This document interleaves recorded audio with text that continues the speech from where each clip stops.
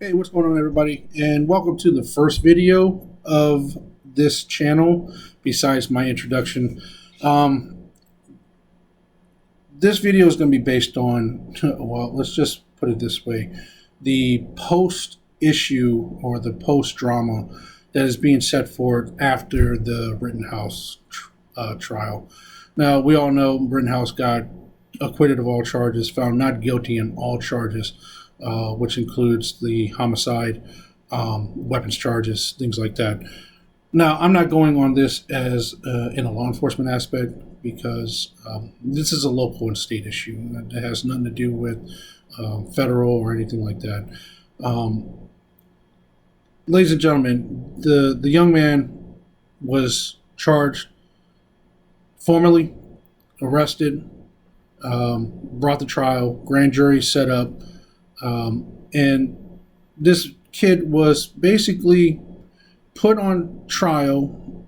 You know, this big media outtake on, this young man who took the lives of three felons. Let's put it this way, three felons. Three felons who shouldn't have been out in the first place, creating havoc, breaking the law, violating their parole and probation, one having an illegal handgun, and the other two who were pedophiles, rapists, assaulters. I mean, basically, career felons. Let's put it this way, ladies and gentlemen. Self-defense. I mean, yes, he put himself in a situation where he didn't have to. Let's put it that way. As a parent, would I let my 17-year-old go out into doing basically like volunteer work as a peacekeeper? Hell no. That's any parent. Any parent with a good brain, with a good decision, with common sense, would basically say, no, I am not putting you out there. I don't care if you have a rifle, you want to use your rifle, whatever may be the case. That right there shows that as a parent, that was, let's face it, folks, in layman's terms, piss poor decisions. You put a 17-year-old in harm's way. You let him go out with your consent. You drove him there, whatever may be the case. That's my big point. Now, the laws differ from state to state, especially when it comes to firearms. Ladies and gentlemen, in states where gun laws are not as restricted, such as California, New York, New Jersey, and you have these states with these a little bit more laxed gun laws. A rifle is a firearm that can be actually in the possession of a minor, ladies and gentlemen. It doesn't matter what kind of rifle it is. A rifle is a rifle. As long as it's not an automatic weapon, ladies and gentlemen, a rifle is a rifle.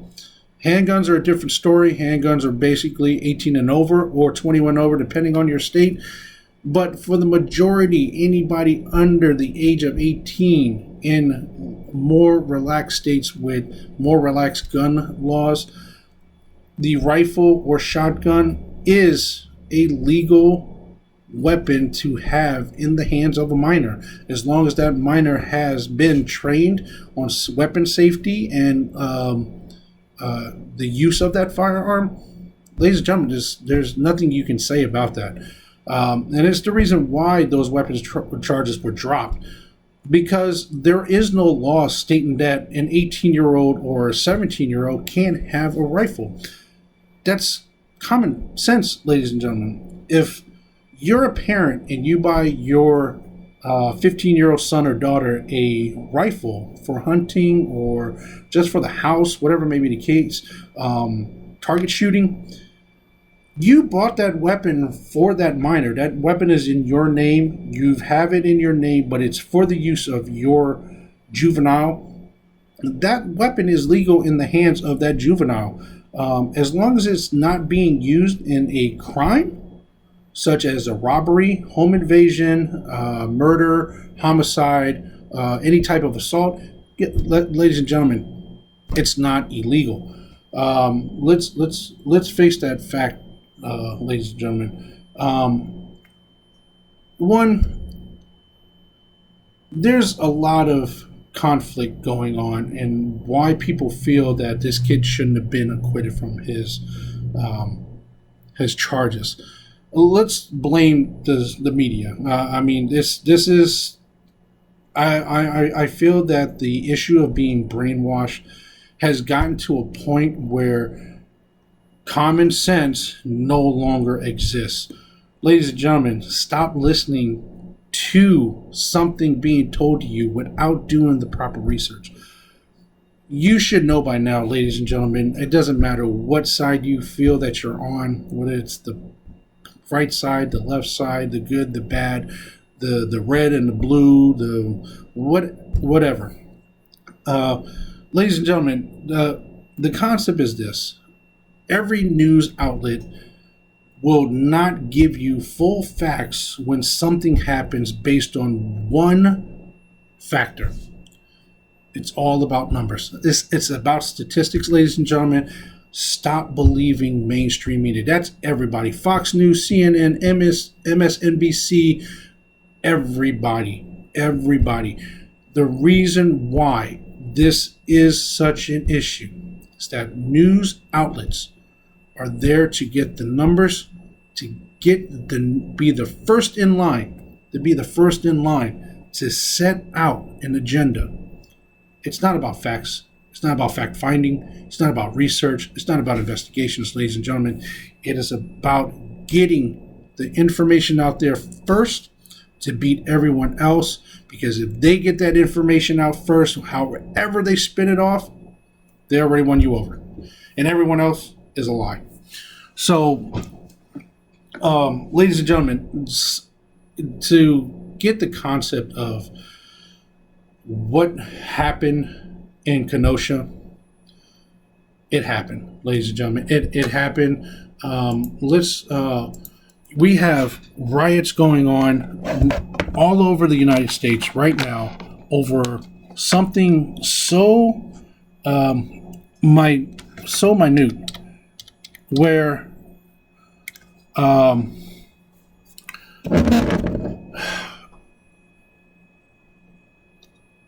people are being killed on a regular basis. People go to court, people go to trial, where you have pedophiles, rapists, everybody, any crime that's being committed, where someone's going to trial for the murder of a certain amount of people, whoever may be the case. But everyone's up in arms about this kid who defended himself from imminent danger, being kicked in the head, having a weapon pointed at him, an illegal firearm, in that matter of fact. The concept of being beaten by four grown men, ladies and gentlemen. Think about this. Whether he's a kid or not, whether he's there wrongfully, whether he's there that he shouldn't have been there, they shouldn't have been there either. They violated their parole, they violated their probation. So two wrongs don't make a right. And eventually those two wrongs made the worst wrong go worse.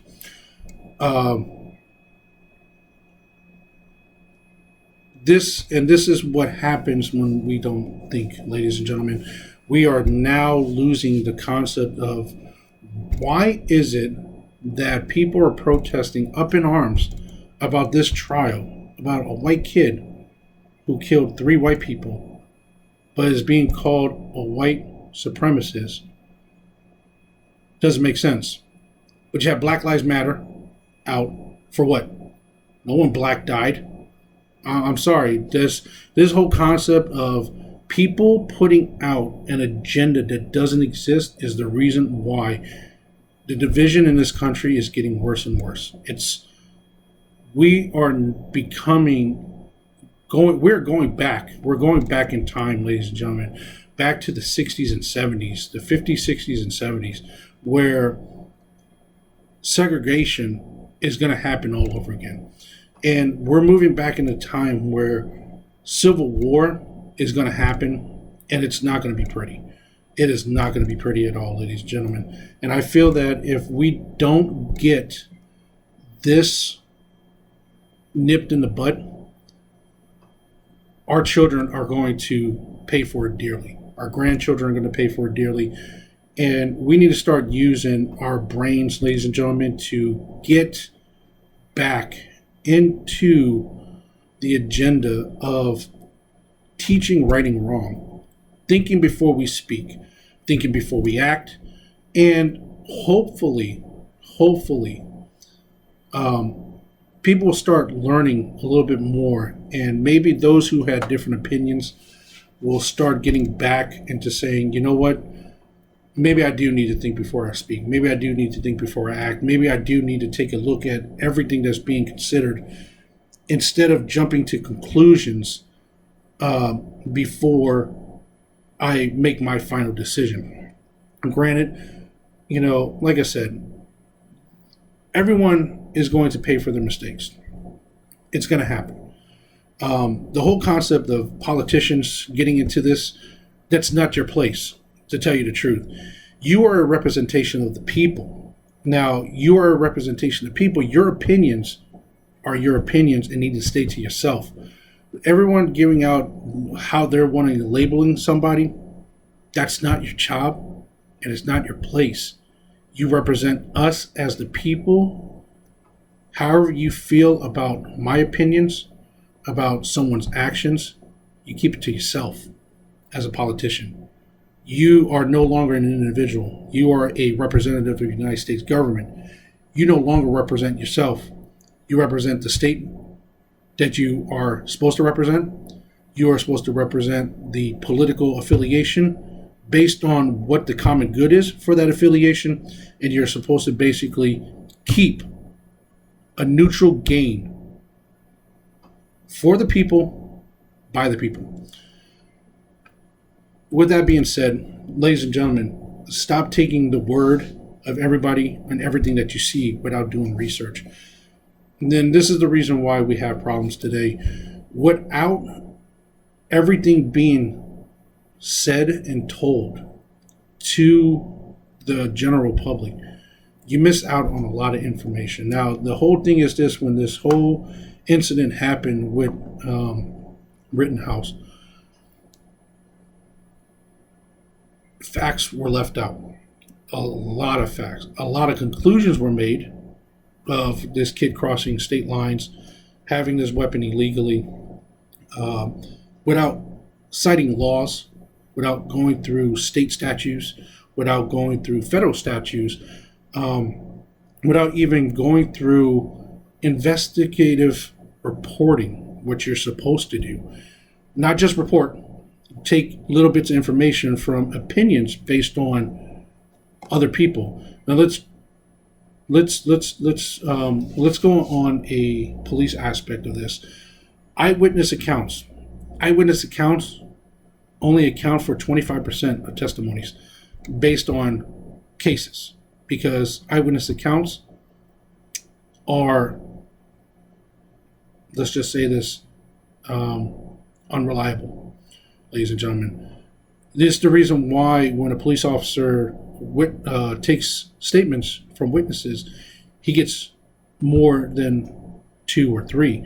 He has to get as many witness statements as possible to start matching information from all the statements that he gets to determine what's being true or what's being falsified. Because in a critical situation where trauma becomes a set point, your mind is manipulated. Your mind is manipulated, ladies and gentlemen. You can, if I saw a situation happen and you were beside me, and then I had my own point, and then me and you started talking, and you said your point, and then you asked me, hey, listen, didn't you see him do this and this and this? My mind's automatically going to contradict what I saw in the first place with yours. And it's going to be where you ask me the question, didn't you see him do that or her? Correct. In a question aspect, my mind's now going to go into that, oh crap, did I really see that or did I not really see that? And now my whole conflict with myself in my own testimony or my own statement now becomes flawed because I have been manipulated because I heard someone else's story. It happens, ladies and gentlemen. Accidents, high traumatic situations, as in homicides, suicides, whatever may be the case. Sorry. You can be manipulated within minutes after a traumatic situation. So with that, you have to go into the concept of trying to remember what you really saw and being opinionated by someone else's eyewitness accounts.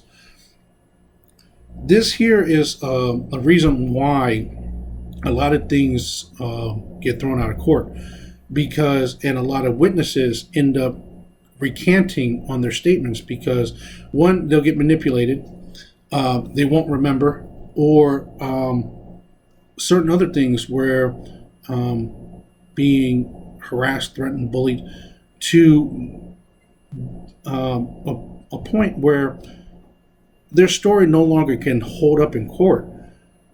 Ladies and gentlemen, you have to understand that with these concepts here, whether you're right or wrong, whether you're Muslim, Christian, Jewish, Buddhist, Democrat, Republican, we're all flawed as human beings because we don't have a memory bank that can basically, like a smartphone or computer,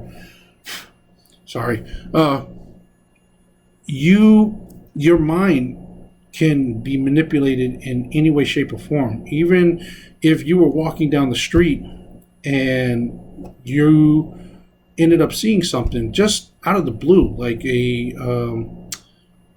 nice looking person that you might have seen before, and someone else saw that same person but said they were wearing a red outfit, but all of a sudden someone else said, no, it wasn't red, it was beet red, and you saw rose red. Your mind's going to manipulate itself into seeing beet red or possibly rose red in your mind, and you're going to have a conflict with yourself, or just some type of deformity or scar or marking that might have been what you thought it was, but then someone else says, no, I saw it too, but it was something else. So confusion sets in place, and your mind no longer can hold that concept where you can't hit the rewind button and say, oh, no, that definitely was not it. I know what I saw. No, it doesn't happen. So, ladies and gentlemen, with today's smartphones, things like that, we have to go with what really happened from what was reported. Being that some people shot cell phone video, but you're going past the introduction or the reason why it happened, and that's the reason with most cell phone videos today, and the reason why most media take these cell phone videos and use it against people, create defamation.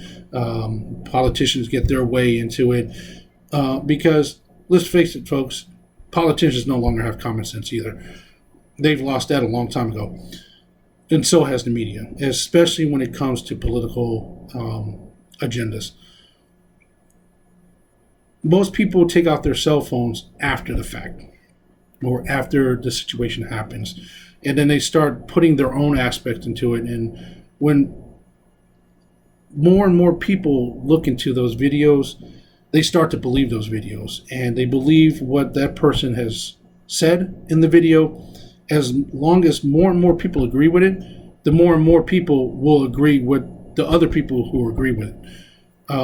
Instead of saying, no, listen, hey, can I get the whole story? What actually happened? Not your point of view.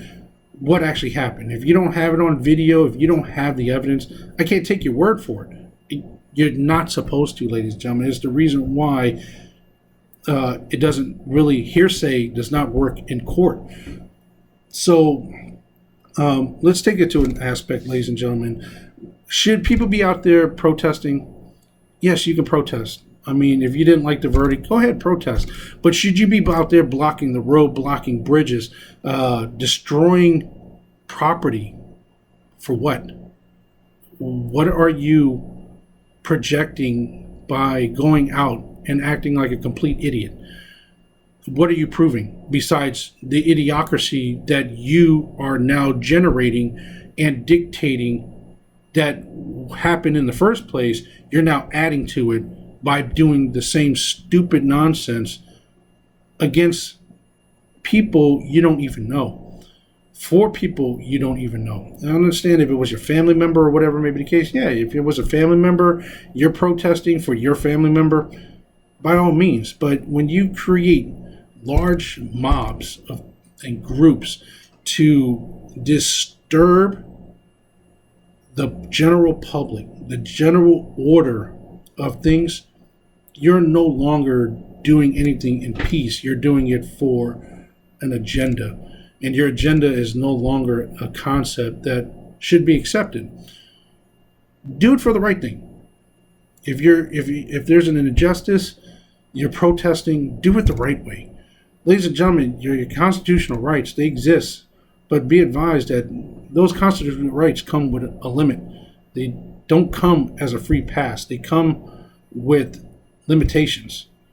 And this is the things that we need to put out there, because it's not a guarantee on how you want to do it.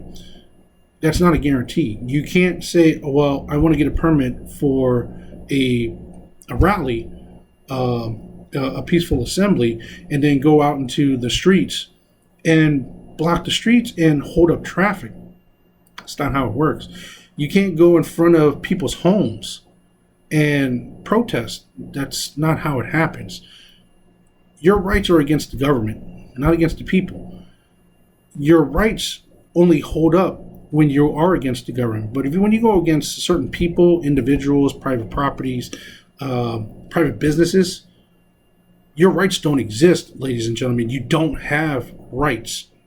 Your constitutional rights don't exist. It only exists against governments, federal, state, local, and any person as an agent of the government. So let's get those facts in there, ladies and gentlemen. Don't screw other people over for opinions and things that you don't have full answers on, and you claim that you think you know what you're talking about, and you don't. So with that being said, comment what you think. Give me your aspect. I know there are people here who are for the Rittenhouse verdict. Those who are not. I gave my standpoint. Yes, the kid was found not guilty. What can you do? You know, a jury of his peers found him not guilty. You know, with all the threats, harassment, intimidation against the jury set out to find, based on, the prosecutor, who I hate to say was a complete moron, because I tell you what, if I was in that jury and he pointed that AR-15 with his booger hooker on the trigger, I would have stopped the trial, cursed him out, and excused myself, because technically with him pointing a weapon that had no block in the chamber in front of the bolt, I would have jumped over the railing and beat the living crap out of a prosecutor. I'm sorry. As military, as police, as a police officer, I take that stuff very seriously. And to tell you the truth, this prosecutor was a complete dip.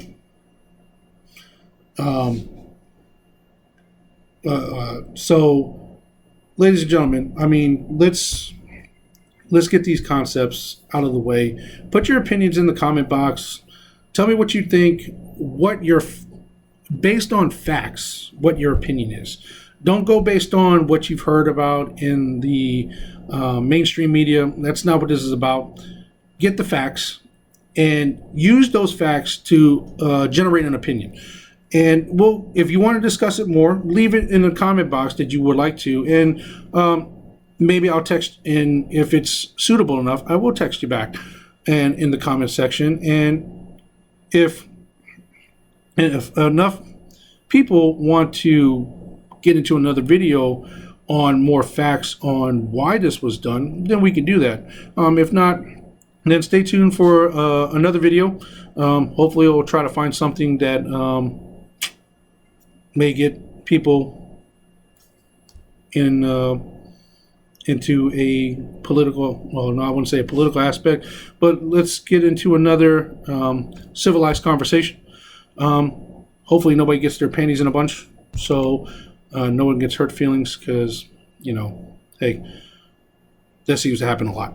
So other than that, everyone have a good one. Stay safe, be well, peace.